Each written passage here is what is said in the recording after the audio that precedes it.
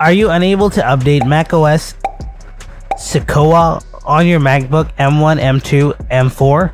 This usually happens due to slow internet connection, insufficient storage, or temporary system glitches. In this video, I'll show you how to fix the macOS Sequoia update issue on your MacBook. So without wasting any more time, let's get started. Before doing anything else, make sure you have a stable internet connection, disable VPNs or proxies as they can block Apple servers, and make sure that your MacBook is compatible for macOS Sequoia. After this, try these advanced solutions. Solution 1. Check date and time. First, click on the Apple logo in the top right corner. Then click on the System Settings. Scroll down a little bit in the sidebar. Then click General. Now click on Date and Time. Now here, make sure to set the current date and time, and also make sure that the Set Time and Date Automatically option is toggled on. Now restart your Mac and see whether your issue is solved or not. Solution 2.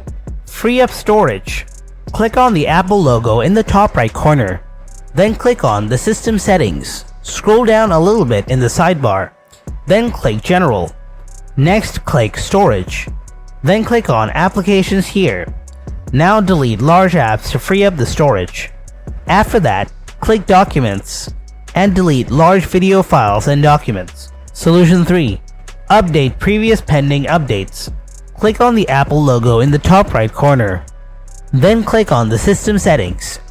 Scroll down a little bit in the sidebar. Then click General.